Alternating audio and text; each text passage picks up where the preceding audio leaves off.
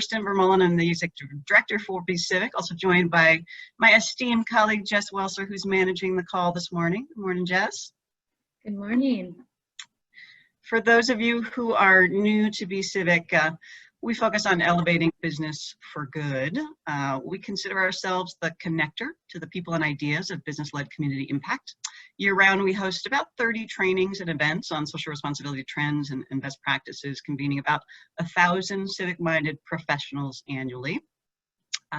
Certainly through this COVID response, you all have been elevating our spirits, keeping us motivated. We are so proud to support this community at this time, and we just want to thank you again for leaning in, for sharing your stories.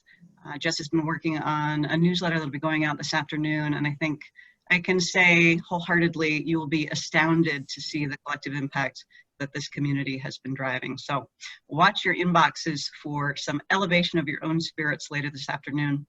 Quick update in terms of today's format. So this is a 1-hour call. We do have a pretty robust agenda this morning. So based on the feedback that we got from you on previous calls, we have lined up a presentation this morning on asset mapping.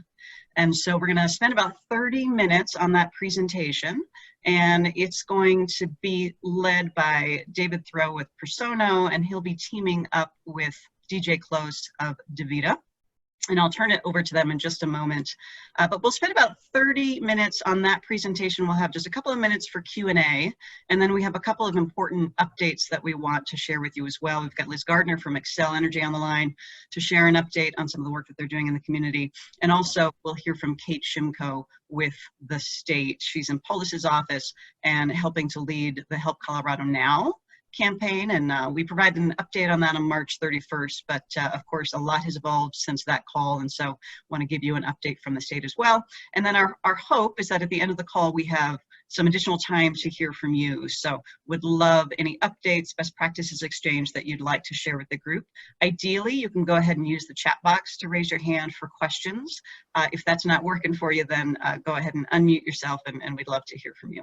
So without further ado, I would love to pass it over to David Thurow, Principal of Prosono. Good morning, David. Good morning, everybody. Thank you, Kirsten. I'm going to go ahead and share my screen. It's so lovely seeing so many faces this morning. And thank you for the excuse of getting up and showering and being on an 8 o'clock call. It seems not to be the norm these days. I'm going to get in presentation mode. So first, I'm gonna just kind of give a, let's see here, come on. All right, here we go. I'm just gonna give a brief overview of Prosono. I see a lot of familiar faces on the call, but there's a couple that that may not be aware of what Prosono does and where we sit.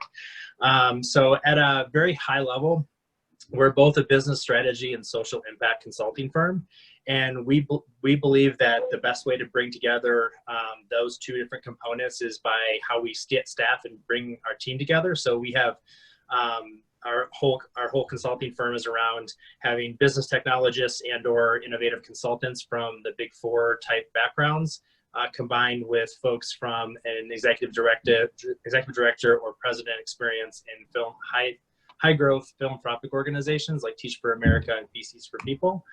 And we leverage a lot of organizational agility tools such as lean, agile, design thinking, scientific method in our consulting practice to be able to bring together what we think is a pretty innovative model for how we solve social good.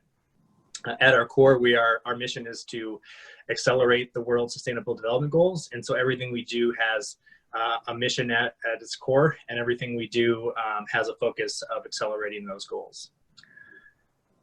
We're also very proud winners of the Startup of the Year last year and Best for Colorado. Before jumping into a content today, I just wanted to give a brief introduction and then also let my co-presenter DJ give a brief introduction. My name again is David Thurow, I'm Principal of Prosono. I've spent the bulk of the last, I don't know, 12, 13, 14 years in consulting. Oops. Can I just do this on my side?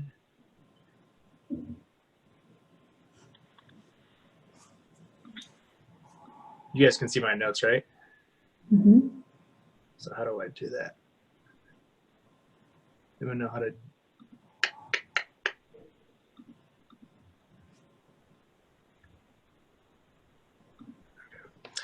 So I'll just so I had the bulk of the last 12 years working in consulting. So I started in political consulting in Washington D.C., consulted at the Pentagon and the VA, did strategy and operations consulting for both those organizations, and then about 5 years ago moved to Denver, and I've been doing commercial consulting for majority of that time. Started off, worked for basically every company from up and down the Front Range, from Crocs and Niwot to Teletech and C470. And then I moved into taking my consulting powers and move them into doing good. And so we've been working at Prosono for 2 years now, focused on really trying to help bring together business objectives and social objectives. And so I work with a lot of nonprofits, foundations, and companies in trying to do that. Also on the call from Prosono, you'll see Julie Seltz and Sean Bambershot, two of the leaders of our firm. And I believe Tyler Gamble is also on the phone from Prosono. I will kick it over to DJ to give a brief introduction to Pinso. Thanks, David. Not on the Prosono team, but fortunate to know everyone here, and I get to be in Leadership Denver with David, so this is a fun co-presentation for us. My name is DJ Close. I'm the Village Giving Manager at DaVita. Been at DaVita just over 3 years. I get to spearhead our philanthropic gifts and community partnerships. I also have the pleasure of sitting on the board of advisors for CIVIC. So obviously a cause near and dear to my heart. I wish that I could say 4 weeks ago, when we kind of saw this disruption coming, myself and DaVita were able to say, activate the asset map. It did not quite work that way, but we have had some great examples. And so I'm really here just to support David, but share some real world application and just some examples that I've seen over the last 4 weeks. So thanks, David. Thanks, DJ. All right. So I thought, I've been asking some folks since I heard that this was a topic of conversation on the CIVIC call a few weeks ago. Been asking some folks in our network, what is asset mapping? Or how do they think what is the approach to it? And I got a bunch of different answers. So I just thought I'd spend a few minutes talking today about, or going over kind of our outcomes for today. So one is really just norming on what is asset mapping. So we all have a kind of common understanding of what we believe asset mapping to be, and then just give an approach to asset mapping. And I'll caveat a lot of times throughout this that like most of the approaches that we do are very tailored to our clients, because every client is very specific and very different for what their needs are. But we did kind of bubble it up and have an overarching approach that we can use and share with you as kind of a way to get started and a tool that you can use within your organizations. So starting off, what is asset mapping and why is it important? This is kind of the core to that first outcome. Asset mapping is it's a process, and it sits right in the middle between business strategy and social good. And it's really aimed at leveraging the full spectrum of the resources, people, products that a company has. In the role of a CSR function, for those that are on the call that are in that function, it really allows organizations to look at the whole suite of everything that they have at their disposal, not just financial resources, and be able to apply those to needs within the community. And so it's really an opportunity to look at your ways you can contribute beyond just financial needs. Why is it important? So at Prosono, we have what we call an abundance mindset as one of our core values. And what we believe is that the world is not necessarily at a deficit, at a loss, and there isn't a lack of anything, that there's always an abundance of resources, abundance of ideas, abundance of tools that are available out there, and that the only way to truly unlock social good is to unlock those assets and make sure that they're fully maximized and utilized in a way that is helping to be applied towards social good. So it's important. Asset mapping is important because it allows you to unleash that abundance mindset within organizations. It allows organizations to get creative, particularly at times of disaster like we're in right now, on how do we actually creatively work together as a community, leverage our civic DNA, civic engagement, to be able to really move and recover in a more quick way. And it's doing so by leveraging all those different tools that we have at our disposal from the business community, the nonprofit community, and the foundations. There's two core elements that I'll talk about, and then we'll talk about the actual process that we go through. The first element that is core to our process is called the idea of having 6 capitals, and it's just a framework of how do you think about the assets that you have at your disposal. So sometimes people just say, well, I've got this and I've got this and I've got this, but they don't have a structured approach of actually thinking through what assets do we actually have at our disposal. And so for many years in the Industrial Revolution, there were really 2 types of capitals that businesses really engaged in. There was financial capital, cash, equity, and credit.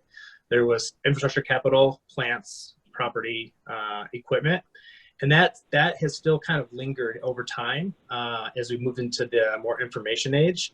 That still is some of the core elements of every business. Is they're always talking about, we take finances, we invest it in infrastructure. Infrastructure makes us more money, and that's the cyclical nature of a business. A lot of businesses have focused on some of these other capitals that have come up to bear in the information revolution around human capital, social capital, intellectual capital, and natural capital.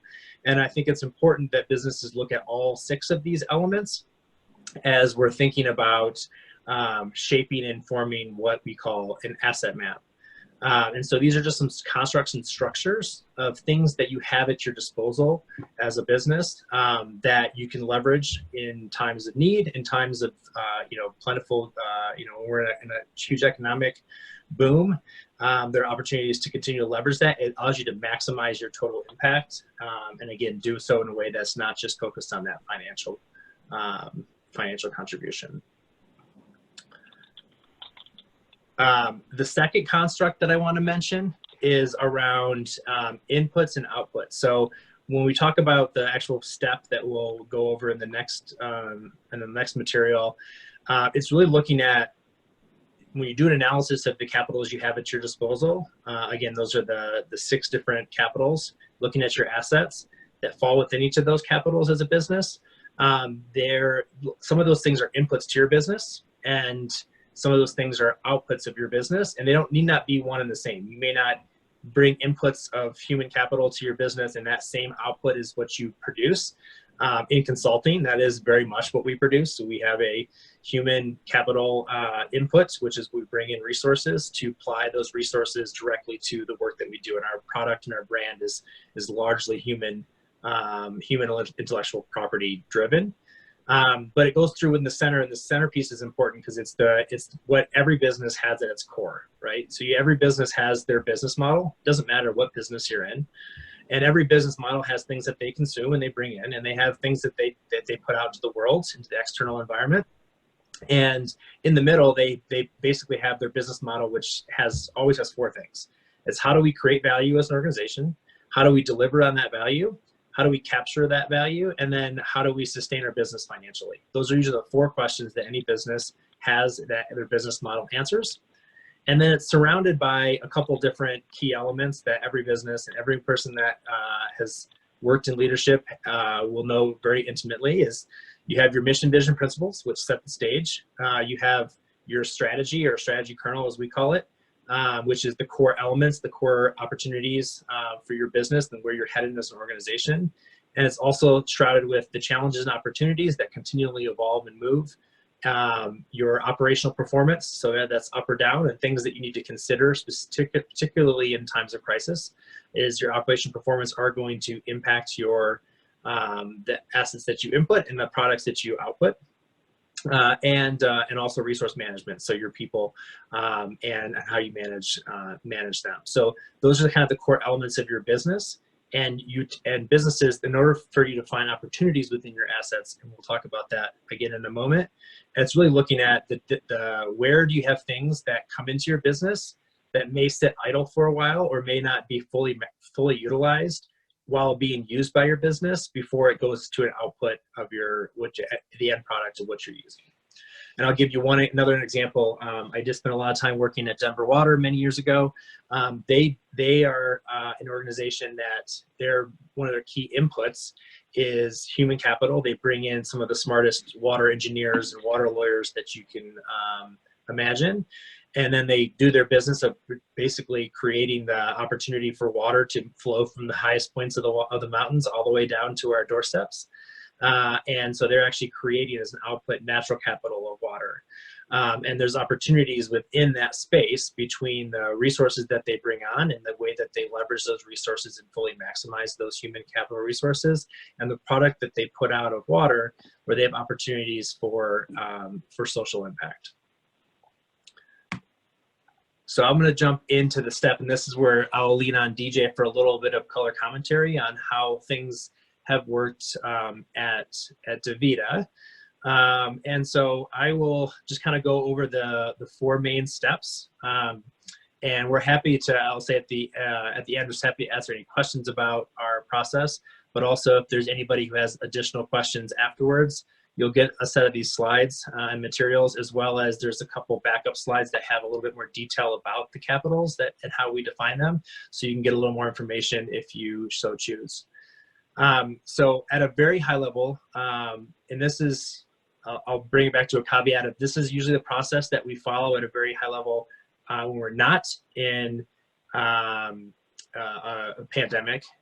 So there may be some caveats that I'll make throughout these different steps around how do we actually apply this in today's world in a COVID environment to actually accelerate some of these things, because some of these may take a little bit longer to set up. So the 4 key steps are to set the strategy, document, assess or select, and then implement. For set the strategy, this is a lot of folks that are in the CSR role spend a lot of time helping to form what is our social objectives, how do we want to go as an organization, what do leadership want from our social investments, and what do we need to do, what's best aligned to our organization. But when it comes to asset mapping, it's really bringing together that combination of our business and social objectives around the same table to talk about how do we work together as a leadership team to maximize our forms of capital. And we found in the past, in our experience, that having the conversation around capitals from a kind of a CSR role or a social good role to the leadership of an organization, talking about it through the context and the lens of capitals seems to go over pretty well with leadership team. And so using that as a leverage point to say, these are the capitals we have at our disposal as a business, and here's how, and we need to talk and come to terms with what is the best approach for our business. And this becomes your true north as an organization of how do we actually set the stage for what we can do with those assets. And another key element of this is really spending time with the key stakeholders. So all those capitals you can probably think in your business or organization. There's probably a person or persons that are responsible for overseeing human capital. So there's probably a director of HR or something along those lines. There's probably somebody who's in charge of your financial capital, like the CFO. And then there's folks that are in various different ways responsible for other assets like facilities and product. So building those relationships are really key, and DJ will talk a little bit about the work that they did at DaVita around setting the stage for that. And then, so that's the first stage, is really kind of getting your strategy set for what you want to do. In the times of COVID, sometimes that may seem like a long lead process of like, oh man, I got to go build these relationships and have all these sessions, and when all we need to do is to start making progress. I'll say that some of these things can be accelerated to say, what is one part of our business that's not being used right now, such as office space, or such as some technologies or product that we currently have, and just focus in on that as an opportunity to try and exploit. The second step is the assess the capitals. And this is looking at that a few slides ago, we talked about what are those capitals. So just documenting them and going through and saying, and label them what they are, as far as which type of capital do you believe that they are, who's the owner of that particular capital, and what do you have at your disposal. And then also thinking about it as as both the key inputs and outputs of your, in context with the key inputs and outputs of your business. So a lot of businesses will rent a fleet of vehicles as an input to deliver things that they deliver as a service, as an output. And a lot of times that fleet of vehicles is either rented, or they may flat out own all the vehicles, and they just plainly sit idle for many hours a day. There's opportunities within that particular asset that they have at their disposal to be able to leverage this. I was talking with someone who is I was in an Uber, and he was telling me that he wasn't an Uber driver, which was kind of freaky, but he actually told me that he's certified to help drive. Yes, he's been certified and gone through the process to be able to drive cancer patients from the airport to the hospital when they get transported, and they're able to do treatment here in Denver. And he said there's only about 15 people that can actually do that. Well, a lot of drivers of companies actually have the certification and qualification of being able to drive passengers of that type of need, and they have the regulation to do that, and they actually have vehicles that are able to do it. So they have there's a need out there, there's the drivers that are available, and then the asset that they have available to their disposal that they could leverage for social good in that manner, should they choose. So it's really looking at the utilization of all of those assets while they are in those capital, the different types of capitals that you have at your disposal, and are there things that have gaps and not necessarily being used at all time, and can you link those to some of the things that you care about in your strategy. The third element is around selecting, and so this is really just a prioritization effort around what are the key opportunities, and we recommend no more than 3. It's really hard to get beyond 3 things and focus your time. So really focusing on 3 different opportunities within the assets that you can try and pursue. Given today in the current COVID pandemic, it may just be picking one, and it may not be something new. It may be something that you're already doing that you just want to go a little bit deeper on, and that is completely fine. And then the last piece around is implementing. And so there's a key element to implementing around running tests to validate your ideas. So there may be an assumption that you have that if you leverage your vehicle fleet to help cancer patients, that you'll be able to really make an impact that's driving some of your business objectives. So test that out and pilot it before you actually roll it out as a full opportunity. As a good practice to be able to make sure that it's actually driving on the results of your strategy and continuously tracking those outcomes for purposes of storytelling, evaluation your goals and objectives. I will pause there, and DJ's got a few different examples on things that they've done that tie to this particular these elements. Great, thanks, David. I would say specifically going back to your 6 categories, the financial and physical or building space is probably the most prevalent in our worlds every day. Immediately, we had a lot of our nonprofit partners reaching out, asking if they could repurpose funds. Obviously, the Colorado Relief Effort Fund by the governor, those tended to be a lot of financial asks from us. And so that's automatically kind of where we went. I think the goal of the asset map and discussions here is really knowing that each company has a uniqueness in their culture, products, and overall business that they should be able to evaluate and bring a social good. And for us, that has looked a couple of different ways. First, it was, in my role, starting to build relationships, like David said, with each of those different sectors. Luckily, over the last 3 years, I've been able to make a lot of those introductions. But I would say as CSR professionals, it's really important to identify those stakeholders across different team lines that you're able to reach out to in any time of disruption. The HR, facilities, communication. For us, we have an internal culture or development team. We've been able to activate that team to develop content around COVID, how to work in uncertain times, how to manage teams remotely. And we were able to share some of those resources actually in the Leadership Denver webinar, just because we had that connection relationship and we're able to pair the need with the asset that DaVita had.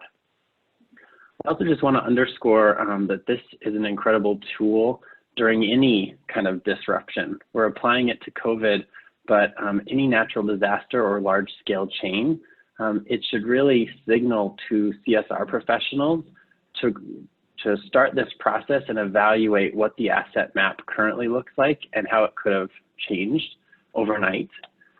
And then I think for us at DaVita, we also identified early a very delicate balance between the assets we were applying for internal support to our teammates, to our teammate families and patients, and then ones we were able to focus on external community members, community organizations. That has been a great narrative of balancing those two in discussing to our leadership when we make a call for any external support. I would also just put a plug in here to track those assets, those outcomes, numbers and stories at the end of the day are really going to help tie this all together in a nice way and really communicate the hard work that the CSR community has done through all of this. Highlighting a few examples of DaVita's application, we've got 2 beautiful buildings downtown with no one in them, 2 state-of-the-art kitchens that are not being used, and doing a little bit of the asset mapping, we quickly realized we had a full kitchen staff, stocked supply room that were not being used. And while we actually contract with a third party to employ those kitchen staff, DaVita decided to continue to pay them through this period. And so then we were able to make a connection with our kitchen staff and Project Angel Heart, which is one of our strategic partners. Project Angel Heart, for those of you that don't know, deliver medically catered meals to homebound senior citizens, some of which happen to be our dialysis patients. And so it was a perfect match for some of our skilled cooking staff to volunteer at an organization that we prioritized based on where we really want to see some of the biggest impact happen. So that was a great win. We've repurposed a lot of our fruit and flour deliveries that we received and actually donated those to nonprofits to bring a little light. Small items, but again, identifying certain assets that the organization has that might not be used currently and then repurposing them for the need. And then lastly, we did an industry partnership with one of our largest competitors, Fresenius. We saw a very high need for our dialysis patients that were positive COVID-19. Obviously, for any of you that have been in a dialysis clinic, it's a rather communal space where chairs are set up, sometimes 12 to 25 folks all in the same area. And we've got special permission to continue our functions and have had added screenings and trainings for our staff. But in certain areas of the country where we might not have additional facilities or a way to really set up a standalone dialysis clinic, we've partnered with our competitor Fresenius so that both of us can send COVID positive patients to that same clinic to receive services effectively and then to truly cut down on costs and care responsibilities for both of us. So while the asset map is usually kind of internally focused, I would say it was beneficial to also reach out to some of our industry partners to compare notes and see where we might be able to link up a little bit. Those are just some of the highlights I'd love to add to David's presentation and examples, and then also happy to answer any questions after David wraps up. Awesome, thank you. And I think we're really close to time, or if not over. So thank you, DJ. It's a really great example of being able to leverage your assets and be able to do it in the light of COVID. I'll just mention before we turn over to Q&A, there is an example of a case study of a project that we worked on just this past weekend that involved Cherry Creek School Foundation, Prosono, the city of Denver, city county Denver, Spark the Change, and Marriott. And all organizations were able to bring levels of their assets to the table to provide 4,000 students for the whole population of the 4,000 students in need of core elements of learning tools such as pencils and paper and sharpeners within the district to come together and actually do it in a socially distanced, compliant way to actually drive that impact. Now, not all these organizations went through a full asset mapping, but there is just an example of what assets they had at their disposal and how collectively together, as we had one need and many players that came together to solve a really important need for that particular community. Kirsten, I will turn it over to you and Jess to move to Q&A. Excellent. Thank you both. Incredible work, but also for you all to pause in the midst of your own crisis response and community support to inform and engage the rest of the community. We truly appreciate you investing in this presentation. And as David mentioned, we will share this out following. Tomorrow we'll get an email out with these slides and any other resources that emerge in the call today. We do have some updates that we want to get to, and I know Kate Shimko has just joined us from the state and she has limited time. So if it's okay with y'all, we're going to go ahead and kick it over to Kate Shimko with Governor Polis's office for an update on the relief fund, and then we'll come back to some time for Q&A. So think about those questions and put them in the chat box if you would. Good morning, Kate. Morning. Thank you so much for having me again. I really appreciate it. Hi, everybody. I hope you are all healthy and well and cozy at home during these cold days. It makes it a little easier to be home, I feel like, maybe when it's freezing cold. So at least that's how I feel.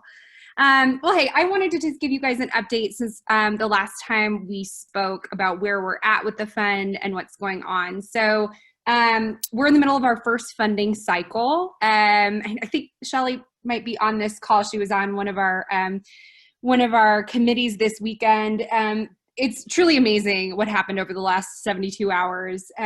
We reviewed 1,800 applications in 72 hours, which those of you in the foundation world, that's an insane amount of applications to go through in a very short amount of time.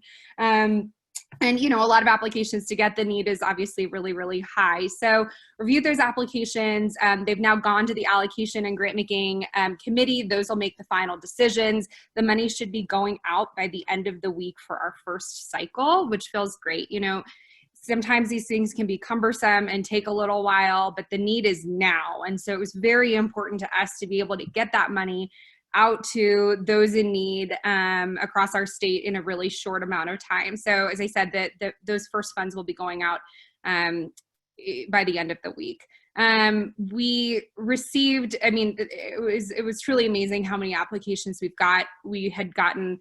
In terms of money, which I think is the easiest way to look at it, the grants that applied totaled up to $26.5 million worth of need for the first round. And we plan on doing multiple different rounds. So in terms of raising, we've raised $10.4 million as of this morning, which we think is great. I mean, we hit that $10 million mark last week. That's a huge milestone. I know so many of you on this call have been helpful. We're really, really grateful for all of our funders. I mean, it's truly just amazing to see what the need is in our state and how we can make a difference.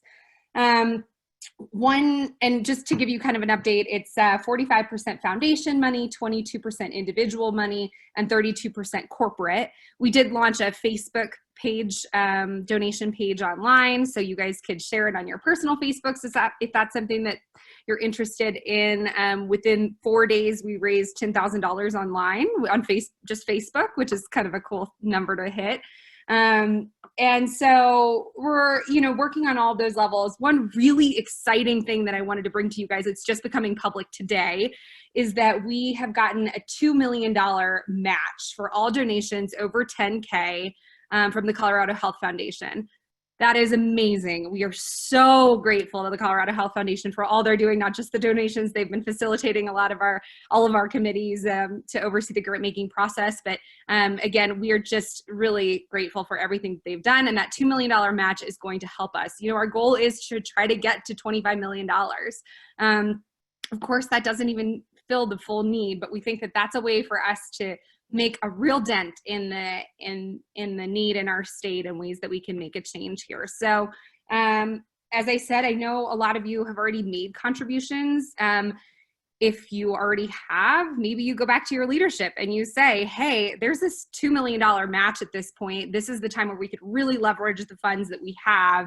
Would you guys be interested in re-upping another contribution? They're able to get that first money out the door. We'll have a list and we can send that around to you guys after the money goes out, just so you can see what sorts of community organizations we're funding. I was on one of the committees, the prevention committee, this weekend. It was probably the hardest work I've ever done, just deciding who needs the money or who doesn't. How do you work through that? But the need is so great, and really it was heartwarming to some extent too, to see the work that people are doing. You know, you see these companies, the furniture companies that are making masks. You see just really interesting different groups that are really stepping up to the plate to help our state. So again, if you guys have already made a contribution, please consider going back to your leadership and saying, now's the time, $2 million match. We could really make an impact, double our donation there. But then also, if you haven't yet, this might be the perfect opportunity for you to make that contribution and make it go as far as it can. So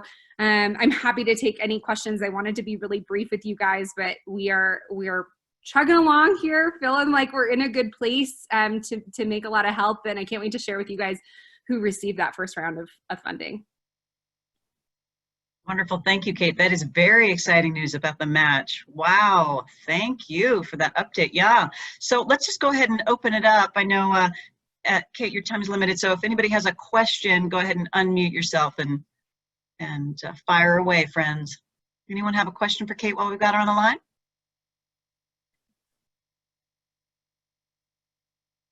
Going once? Sorry, this is Genevieve with the Denver Foundation. I was curious when we should start looking for that list of partners that you are grantees that you all selected. Yeah, so the money's supposed to go out by the end of the week. I think probably by Friday we'll have a list. Thinking Friday. As I said, the committees met over the weekend. It was a fabulous 3-hour Zoom call for each committee. We just did prevention and impact. We're not doing recovery yet. Unfortunately, we're not at that place in our state. So the two met over the weekend. They now go to the next two committees, the ones who decide, the allocation committee, and then the executive committee in the governor's office, just to make that final decision. So. And then I got a question, what percentage of applicants were you able to fund? Unfortunately, I can't tell you that yet because we haven't made the final decisions.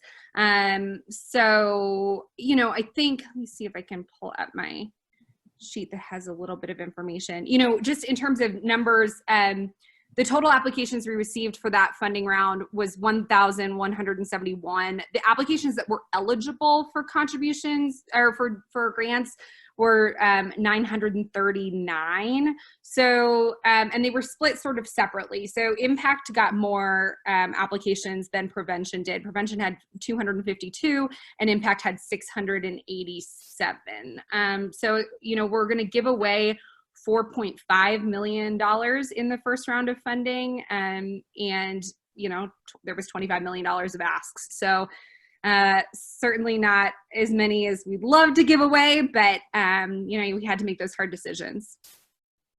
What was your committee's strategy for allocating the funds? How did you just structure your decision-making process?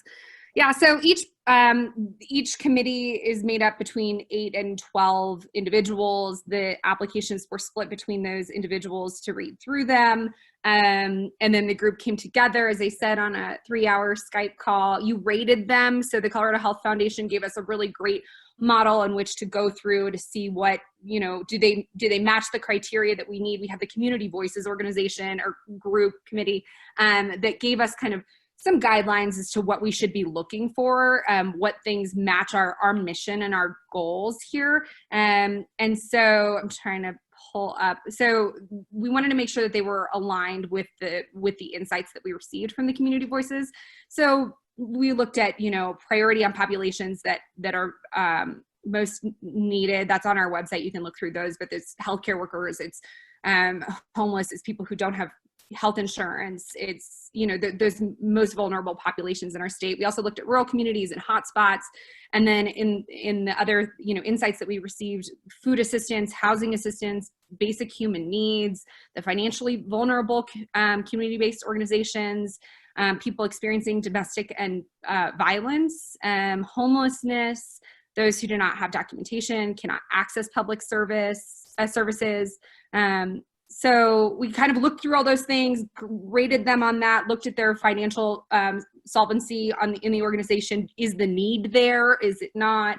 Again, we don't have unlimited funds, so we had to kind of go through what we had and work through it. But that was sort of our strategy. It then goes to the next group to make that final decision, and ultimately goes to the executive committee, which is made up of Roxanne White, our co-chairs, Roxanne White, Rick Zapkin, and the governor's office. Kate, for those who have donated on behalf of their companies, will there be an interim report provided to folks just analyzing some of the data that you all are collecting? Yeah, absolutely. We keep meaning to send that out. Turns out things are moving really fast over here, but we wanted to get something out when we get, once we get that money out. So our goal is to get kind of a newsletter out to those who have contributed that says, this is where the first round of funding went. This is what you've done, which I think will be, you know, really interesting and helpful for sure. Wonderful. Well, 26 million in need is no small feat. So I just commend you for the work that you're leading, the volunteers you're engaging. You seem to be in good spirits despite having reviewed over 1,100 applications. So we sincerely appreciate you taking time to join us and providing an update. Last call for any questions for Kate. And guys, I'm going to put my email address in the chat there. And if you guys have any questions for me, you can send me an email. I'm happy to respond there. Wonderful. All right, so we have about 15 minutes left, and we also have Liz Gardner on the line, who's going to provide a brief update on the work that Xcel is leading. Liz? Yeah. Hi, everyone. Thank you so much for the chance to just do a quick share out. I think one of the things I found helpful from these calls is the opportunity to just hear kind of more at a granular level what some companies are doing as it helps to inform our strategy. So that's really my hope.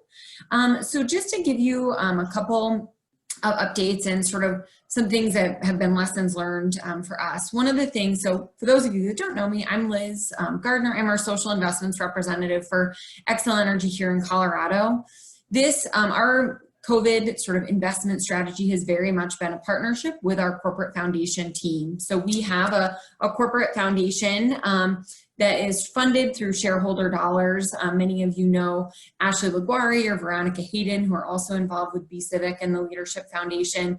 They sit within that team, and then I sit kind of at the local operating company level. So one of the things I would say is I think many of us have found is that this strategy and the implementation of a strategy and in what sometimes has felt slow, but it's only been 4 weeks, has to and has been very much a partnership with that team. So for us at Xcel, one of the things we sort of made an early announcement around no customer disconnect. We're working with our customers who are unable to pay, and you talk about sort of asset mapping. That is obviously a very critical asset for us. And so working with our customers to not, disconnect should anybody not be able to pay right now, and working with folks on a payment plan if that makes, is of need to them. We are also announcing today company-wide, so we operate in 8 states, a $1.5 million initial investment in sort of response to coronavirus. And so I'm going to share a little bit around what that looks like for us here in Colorado. One of the things I think that's been really important that I've appreciated, again, with that partnership sort of with our corporate foundation and the local operating companies, is that coronavirus is affecting all of us in a very local community way. And so with other disasters in the past, we may have just made one large company-wide investment to an entity that has more of a national presence, and we've recognized the need in this instance to be really localized in our strategy. So what that has looked like for us here in Colorado is a couple of things. First, we have made a commitment, $105,000 commitment to several entities that are really representative of our state and of our service territory, that are sort of on the front lines responding to the coronavirus pandemic. Those investments have been allocated to the Colorado COVID Relief Fund, which again, I know many of us have invested in, United Way of Larimer County's Relief Fund, the Summit Foundation, Weld County United Way and their Relief Fund, the Yampa Valley Community Fund, Pueblo County United Way, the Latino Community Foundation, Western Colorado Community Foundation, which is on the Western Slope and Grand Junction, the First Southwest Community Fund, which is in the San Luis Valley, and Mile High United Way. So again, some existing partners, we partner very significantly with United Ways across our state, and many of them have stood up funds that are really local to our communities, and some are new partners. We've never worked with the Western Colorado Community Foundation before, but they're doing some really innovative work in Grand Junction, and we're very excited to partner with them. So again, I think with that strategy, while it's a lot of funds, for us as a utility, it's really important for us to have that local relationship and sort of that local touch point. And so that's something that's been really, really important for us. The other thing that we've stood up is a 2-for-1 matching campaign for our employees. Again, as we think about our employees as an asset for us here in Colorado, we stood up that campaign last week. It's a $300,000 sort of pool of money where we will match employee gifts 2-for-1. So far, in just over a week and a day of that campaign, we have matched $227,000 in employee contributions. So it is almost exhausted. We're encouraging our employees. We started it at $200,000, and then with the immediate response, actually added $100,000 to that pool of resources. It's open for any employee, for any nonprofit. It doesn't have to be COVID related. And really, I think the thought there is we know nonprofits are being hit even if they're not on the front lines responding to coronavirus. And so how do we empower our employees to invest in organizations that are personally meaningful to them? One of the other things that we have done is that we sort of just so happened to be in our annual grant cycle at Xcel. Here in Colorado, we invest typically about it's a kind of a funny number, $1.12 million in foundation grants through an invitation-only process within our 4 focus areas, which are access to arts and culture, environmental stewardship, in economic sustainability with a focus on small business development and STEM workforce development, and then K-12 STEM education. We made a sort of the opportunity available in that grant cycle for nonprofits to apply for general operating versus program specific grants, which is what we typically require and ask as part of that pool of money. We also were able to invest an additional $96,000 in that pool of 1.1 to make larger grants to our existing grant partners who again have been in many ways more greatly impacted. You look at a lot of our arts and culture partners who have been closed now for, going on, 5-6 weeks with, who knows exactly when an open date. Many of them are losing revenue at a pace that's sort of unprecedented. Similarly, events being canceled, all of that. So investing more in our existing partners was something else that was really, really important to us. The other thing that we have done at a company-wide perspective is that we've made a $100,000 commitment to Feeding America, sort of national. And what that looks like will be about just under $30,000 to food banks here in Colorado that are part of that Feeding America network. Again, at a very local level, we're sort of dispersing those funds in regions where we have a large presence from a customer, employee, and a utility perspective.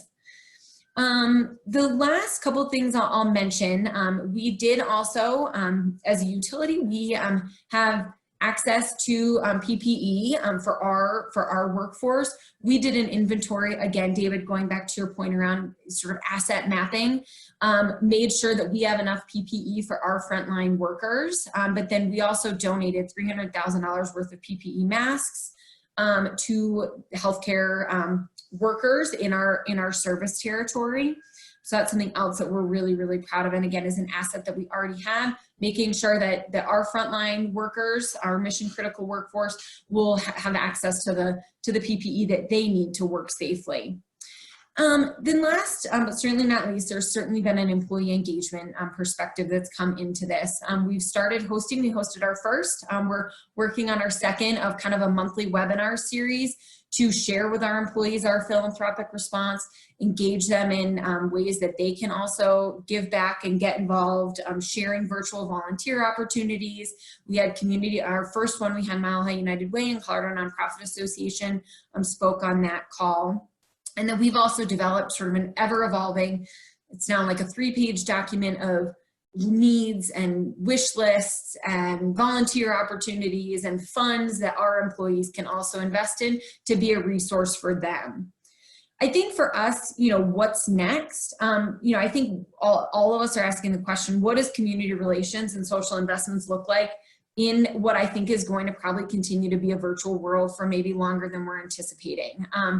I'm not a doctor, I don't know, but I think the idea of bringing together, you know, several hundred people for a volunteer project, you know, is very much a question mark for me in the near term. So what does that look like, and how do we still continue our work? You know, we always do a grant partner reception. What does a virtual grant partner reception look like? How do we, I think one of the things we started to sort of put out into the world of our employee workforce, virtual volunteer opportunities, but how do we create curated virtual volunteer opportunities where people are checking in, they're, you know, we're doing a kickoff, then we're all maybe writing notes to seniors together, even if it's over a computer screen, so you still get that human interaction that I think so many people long for in a volunteer opportunity. I think the other things, you know, again, that we're keeping in mind is that our business will also be impacted financially. And so how do we really thoughtfully manage our budgets to ensure we're you know, able to continue to impact and financially invest in nonprofit organizations, but also knowing that, you know, we're like every company, you know, we're taking a hit on, you know, I know we're all working from home, but when there's like big data centers that aren't, you know, working as much, that has an impact on our bottom line as well. So again, I think those are some things that are sort of question marks for us, that are very much what does the next 6 months look like for us from a community and an employee engagement perspective in what I think is still going to be in many ways a virtual world. So again, hopefully some of that is helpful. I'm happy to answer any questions or offline too, if you're wondering about some of the investments that we've made. So thank you. Thank you, Liz. Yeah, we've just got a couple minutes left. So if anybody has a question for any of our presenters this morning, for David or DJ or Liz, please go ahead and unmute yourself and share. Anybody have a question? DJ, I'll email you sort of the updated document. And again, if anybody has it, an interest, I mean, it's a lot of the resources that CIVIC has shared and that I've been pulling. So just shoot me an email. I'll put my email here too. So. Thank you, Liz. Yeah, that's an incredible reach and very complex strategy for just 4 weeks. So congratulations. And as you mentioned, it is a marathon, and CIVIC will be here to continue to ideate and co-create with you all. We do have a couple of upcoming opportunities that we wanted to share that we hope are of use to you and the rest of your teams. So our partners at the Chamber are hosting actually a webinar on Thursday of this week at 11 a.m., April 16th. It's managing employees during COVID-19. And of course, the Chamber is facilitating a lot of education right now related to the CARES Act, but this we thought was particularly of interest to this community. So it's a webinar that's offering tips to keep your staff engaged and productive, but also healthy. And I know mental wellness has come up for a lot of us, and they are bringing in the Employers Council for this, as well as the president and CEO of the Mental Health Center of Denver. So that should be interesting. And then CIVIC is hosting on April 30th an 8 a.m. webinar with CECP, Chief Executives for Corporate Purpose. They'll be sharing some of the benchmarking data that they pull together annually. They're giving a numbers report, but also an update on some of the trends they're seeing nationally in terms of COVID response from the Fortune 500 companies that they work with. So that should be interesting as well. And then we've just confirmed on May 7th. So again, to Liz's point, as we continue to wade into this virtual world, the idea of engaging our employees in a way that is not just transactional, but truly transformational, and that is the challenge I think that we're all faced with. We are bringing in Chris Jarvis of Realized Worth. For those of you who joined us 2 years ago at the summit that CIVIC hosted, you'll remember Chris was one of our keynotes. Just remarkable research and a really, really incredible presenter. And so even virtually, we know that he's going to be a compelling add to your day. So May 7th, hosting a webinar with Chris Jarvis on virtual volunteerism and some of the important strategies and research that make that experience meaningful for employees. So we'll share that in an upcoming newsletter. And then also just wanted to share with you that we did have Rachel Carlson with Stop the Spread and Guild Education on our first call, and they have recently published a training series on the Stop the Spread website, and it's really relevant for any frontline worker that may be a part of your company. So just wanted to remind you to check out that stopthespread.org site, and you may find there's about a dozen different training resources, everything from keeping physically healthy, financially healthy, as well as mentally healthy during the COVID response and recovery. So wanted to encourage you to check that out in case it's useful. It's all free training that could be helpful to you and your employees. With that, we have just a minute left. Any final questions, comments? I just want to say thank you again to David and DJ and Liz, and of course, Kate, who joined us from Polis's office. We're delighted to see you all this morning. Yes, thank you, Erica. Again, watch for a newsletter coming out from Jess this afternoon that'll be stock full of resources, and we hope enrichment for your day. And feel free to contact us with any questions, concerns moving forward. We look forward to seeing you soon. Stay well, everybody. Take care. Thank you.